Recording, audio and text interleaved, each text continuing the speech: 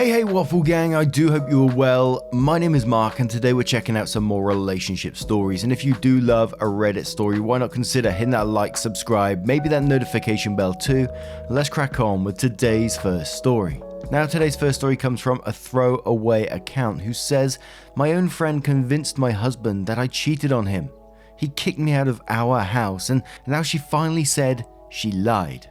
I, 25 female. Don't even know where to start because I'm devastated. She, 25 female, and I were best friends for over 10 years before all this happened. She was my sister, my friend, the person I trusted the most, but to her, I was never anything. Because if I had meant something to her, she wouldn't have stabbed me in the back just because I married the man she wanted. And this is important because she did all this for that very reason. 8 years ago, we met my husband, 29 male, at college. We were in our first year and he was the assistant of one of our professors. The three of us became very good friends until he and I started dating. At that time, she never told me that she had feelings for him, so I never questioned my relationship with him. During all these years, I trusted her with very important things about my husband and myself. The last thing was the most important thing that I ever told her, and that was that I'm pregnant. I even told her before I told my husband because I took the pregnancy test while I was with her because I trusted her with my whole life. And when the test came back positive, we both cried because it was a planned baby. She seemed so happy that my chest hurts knowing that it was all fake. 6 months have passed since that day and my husband started acting weird. He was always mad at me for absolutely no reason until I had enough and confronted him. He told me he's mad at me because he knows the truth. I asked him what he was talking about and he showed me all the infidelity evidence he has. They were chats from a dating app between a man and me, and I use quotes because I never created that account. Someone else did and used my photos. Photos I never posted and that I only have on my phone, so it is impossible that someone has stolen them from my social media. In those chats, I told this man that I was pregnant and that I didn't know if it was his or my husband's. In those chats, I even talked to that man about recent sexual encounters while I was pregnant and things like that no husband or wife wants to read about their partner. I told my husband that everything was fake and that I wanted to know where he got those screenshots, and he told me they're screenshots of my old phone, a phone that I supposedly used to talk to other men. He told me that my best friend told him everything because she couldn't look him in the eye knowing the truth. Apparently she knew about my infidelities and told him to look for evidence on my old phone, and he did, and that's why he was acting weird the last few weeks. Of course, I told him that my friend is lying and that she probably used my phone without me knowing to do that I never created any account and that I never slept with another man other than him in my whole life. But he didn't believe me. We had a fight and we called her to confront her, but all she said was that she was sorry, but she no longer wanted to keep lying to one friend to save the other's ass. We had a horrible fight, but she was calm as a fucking psycho, insisting that I'm a cheater. And I couldn't convince my husband that it's all a lie because the evidence indicates that I'm guilty. So he was furious and told me to pack my stuff and get out, that he wanted a divorce and a paternity test. I went to my brother's house and we did the paternity test, which obviously indicates that the baby is his. But still, he didn't believe me that I didn't cheat on him. We had a few more fights after we did the paternity test, and I ended up in the hospital because of stress. And apparently that made my so-called friend see reason, because she told my husband that everything he saw was fake and that it was she who made both accounts, mine and that of the man I was supposedly cheating on him with. She said that she did it because she was jealous because since I'm pregnant, he doesn't pay attention to her anymore. She is good friends with both of us since we met him, and that she lost her mind and acted in the worst way possible. She also said that now she's really sorry, that she never thought all of this would go this far, and that she thought he'd just get mad for a few days then forgive me because she knew that he loves me too much to forgive anything. Since she confessed all that, he apologized in 1,000 ways, and we've talked a lot about what happened. And we have decided to give ourselves the space we need. And we'll start going to therapy, but I don't know if that will be enough. Our relationship is at its worst. It's all screwed up and I'm afraid we can't work this out. And how could we? We said and did horrible things. During a fight, he told me to pack my stuff. I refused and he took me by the arm to do it, and he was hurting me, so I pushed him and he hit a piece of furniture, and that's when he took me by the arms again, but this time he did it to shake me. But he's much stronger than me. Not only am I skinny compared to him, but he's also really tall. And when he did that, he really hurt me. I don't know if we can be who we were in the past again. In the past, we almost never fought, and if we did, there was never any violence involved. How can we fix this, other than therapy? And I'm just shocked that this friend went this far to... Well, she said she just thought he'd be mad at her, when it's obvious it was going to be more than that. And when OP did confront her, she just kept a straight face. I'm not sure where this update is going to go, but this is an absolute mad one. But Pretend Stomach says, what a fucking psycho. This is a lot. The damage she inflicted over petty jealousy. How do you do something so deplorable to a person, let alone your best friends? People you claim to love, all while putting your friend's health and the health of her unborn child at risk. Just wow. The world exhausts me, says Jesus. Your friend is a psychopath. She didn't think this would go that far. The truth is, she wasn't ever that good of a friend to either of you, because if she was, she would have accepted that he was with you and moved on. Given the circumstances, I would think therapy is a must. I can't see how else you two would ever come back from this without a neutral party involved. Glitter Girl says, and what about your husband and the ex-friend? He has cut her out, and did she attempt anything with him while you were kicked out? Because if she's still talking to her in any capacity, that would be done for me. Ebby45 says, I will leave other commenters to address the rest of this post, but this bit especially alarms me, and quotes, we said and did horrible things. In a fight, we both got violent and he left my arms bruised. Then goes on to say, do you mind sharing a bit more about what happened during this specific part of the fight? What kind of violence? Who started it? How severe was it? Then OP did reply to that, but it was the same bit that was in the post. Bazooka Matt says, yep, it's been said, get a lawyer. Don't delete anything and sue that bitch. She's the enemy and has caused harm. You need someone to be the bad one, and she's deserving. And one more from Mr. Fruitfly, who says, so up until the violent part, this is what I would say. You and your husband are both innocent here. Of course you are. You did nothing wrong, but your husband was given a significant amount of proof of cheating by someone that was trusted and loved by both of you. Just as you could never imagine her doing this, I'm sure he could never imagine she would lie, as she put in a lot of work to make this believable.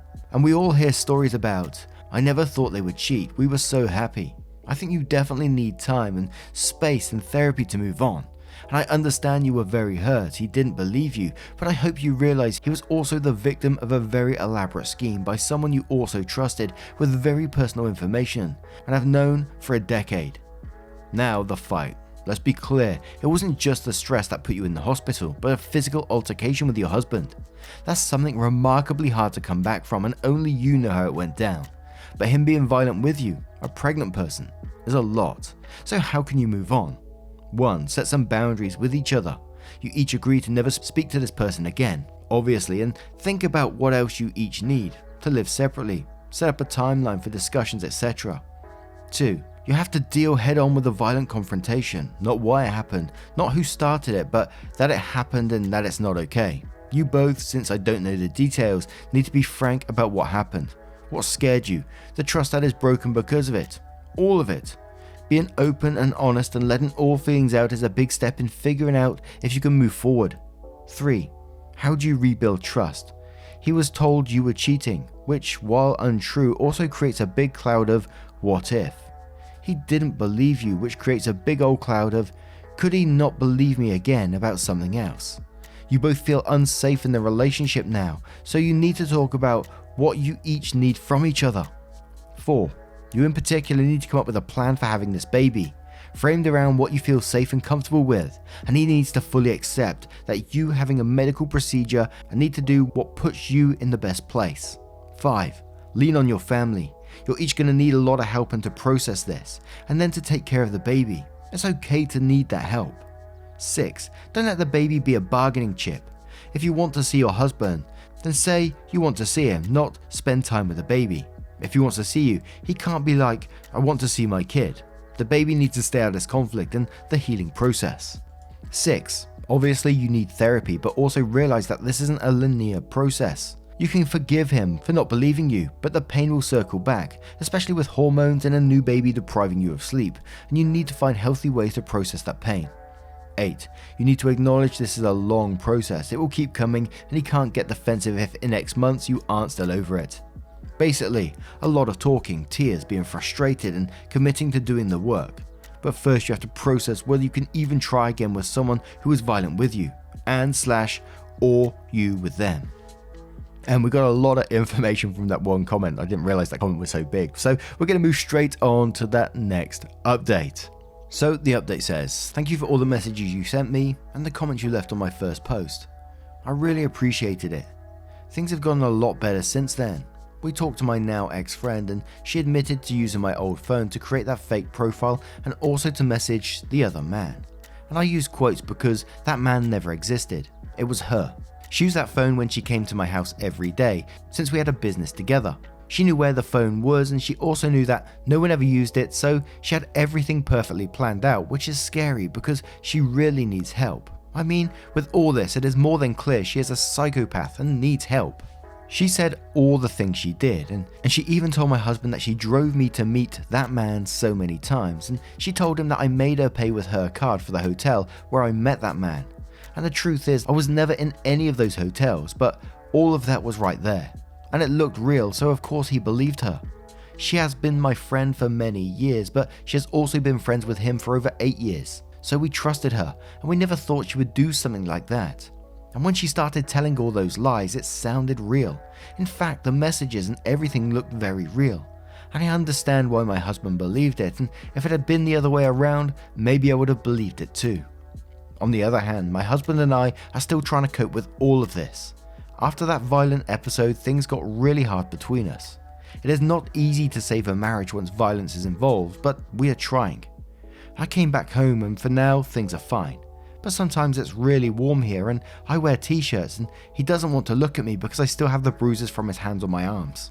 And they don't look too bad now, but they are still there after almost 2 months of that episode. And I'm guessing they'll take a while to go away since I'm a very pale person and my skin is very sensitive. But my arms don't hurt anymore or anything like that, so I don't mind the bruises. He has apologized for what he did and I forgave him because it was something that affected us both. And I understand we both got violent and we're both guilty for screwing up our relationship. But like I said, we're still trying to get over it. And I guess it will take a while to get over it. It won't be easy, but we are willing to work hard so that everything will get better by the time our baby arrives in a few weeks. That's why we started individual and couples therapy. So we hope everything gets better. Now we are focused on that. We're preparing her room and buying things for her. And for now, that's working. Our relationship is slowly getting back to how it was before, and I'm really happy about that because we loved each other for 8 years, and the last thing I wanted was to throw away our relationship after all that time. Because I know how our relationship was, and I know that this was the first time that we both reacted like this, and we both promised each other that it will never happen again, and we'll do everything possible so that it does not happen again. So, that's all. And I know they went no contact with the friend after all this, but it would have been interesting to know what's going on with the friend. Did the friend go and seek some help? Because clearly there's something going on there. To go to what they did to try and split a couple up is absolutely crazy to me. But what do you guys think of this story? Let me know your thoughts in the comments below, and let's move on to another story. And our next story comes from Support is Welcome, who asks, am I the arsehole for not giving up my seat in the bus to a pregnant woman and then showing my scars on my knee to show that I have an injury? The title pretty much explains it, but I'll add some context. A couple of months ago, I, 18 female, got into an accident where I was walking across the road and got hit by a car that was way over the speed limit. My right knee and leg basically took most of the impact. The car stopped and called an ambulance and left a phone number, and we later on settled it, and I got quite a big sum of money with the help of my parents. A bone in my leg was broken and my kneecap was basically fractured. Fast forward to now. My leg has been fine as long as I'm not walking for too long, but my knee still hurts quite a bit, which results in me walking with a cane at 18 years old. I'm a bit embarrassed by it, but I can't do much about it, so I just deal with it. Yesterday after school, I got in the bus to go home. My knee had been bothering me all day and I was happy to go home. Once I got in the bus, I took a seat as one does. A couple of stops later, a pregnant woman entered and she looked around to see if there was a spot for her to sit, which there wasn't. I was one of the younger people, probably not the youngest though, on the bus, and therefore she decided that I was a perfect candidate to give up my seat. So she walked over and basically told me that I had to get up so she could sit down. She didn't ask me, she told me. So I tried to explain in a soft voice, to not attract too much attention, since I have social anxiety, that I have a knee injury and that it's hard for me to keep my balance in the bus while standing, and that it was hurting a lot. Well, this woman started yelling at me that I was just making excuses and that she didn't believe me. So I lifted up my dress I was wearing to my knee and showed her the scars. I admit my scars don't exactly look pretty or are nice healed or anything, but I had no interest in continuing this discussion. I made sure that there were no little kids watching when I lifted up the dress. The woman didn't know what to say and she just kept on sulking and went to someone else to get them to give up their seat. I thought that was that, but suddenly a person sitting behind me found it necessary to weigh in on the situation by saying that I was way out of line by showing her my scars and that I embarrassed the woman, and that I could have easily stood up and just sucked it up for the remainder of my route. So, am I the arsehole? Now, first thing that comes to my mind, why isn't that arsehole who's suddenly speaking up behind you getting up and giving up their seat? But no, you're not the arsehole in this situation. You are in need of the seat. But Ansela Jonla says, not the arsehole. You're legitimately disabled and in need of a seat. If the person behind was so supportive of the pregnant woman's need to sit down, then they should have offered their seat instead of trying to bully you into doing so. Kooky says not the arsehole, and the actual arsehole is the person sitting behind you. No Nefariousness says, as another young cane user due to a broken bone, not the arsehole. A lot of people seem dumbfounded with how to respond when I point out my scar because it just doesn't dawn on them there's a material reason I use a cane. I've learned to say, I'm physically disabled, I cannot stand right now. If that doesn't work, I just ignore them and let them embarrass themselves. Tara replies to that saying, oh my god, it's like some people don't have eyes sometimes. I had osteoarthritis start when I was 14. My knees have hurt all my life it seems. I have to use a cane on and off. I now have big hinged knee braces I wear when I'm out. When I get any attitude for the cane / handicap spots, I point out to my very obvious knee braces easily seen under my thickest pants. It's amazing how rarely people notice. Same for my hands. I have a bent finger on each hand. My grandma-in-law didn't notice for 18 years. Actually, she probably still wouldn't have noticed if I didn't tell her. Lol. Totally not the arsehole. Good for you, OP. I know how social anxiety can be, and that was actually pretty brave. Standing up for yourself is harder than many think. And Ansela says again, young / young looking people with a disability or injury are not taken seriously or believed by anyone. I had people denying me access to the priority seating on the bus, blocking the entrance to the lift with pushchairs, barging me out of the way to the disabled toilet or ambulatory cubicle. In one case, completely trashing said cubicle despite knowing I was waiting for it, or hammering on the door practically as soon as it was closed because they felt they had more right to it than I did. Wow. And it's been like, it must have been about a year since I've heard one of those stories, but whenever we have them, people in the comments are just saying, yes, this has happened to me, and it's just hearing it time and time again, and it's just so sad. But what do you guys make of this one? Let me know your thoughts in the comments below. Now, just a huge thank you for spending your time with me today. Listening to a couple of stories means the absolute world to me, and I just want you to know that. And don't forget, at the end of the video, there'll be a couple of playlists there for you to click on, so you know if you're doing whatever hobby you do. And don't forget to let me know what you're up to. It will just scroll through the videos automatically for you whilst you're listening. Thank you so much for being here, and I will see you in the next one. Take care, guys. Much love. Wake up, get up, stretch my legs, eat some breakfast, milk and eggs, brush my teeth up, wash my face, throw my clothes on, start my day. Wake up, I can smell the smoke from the bacon. Let's go, see the sun shining from the windows. Okay, I know that today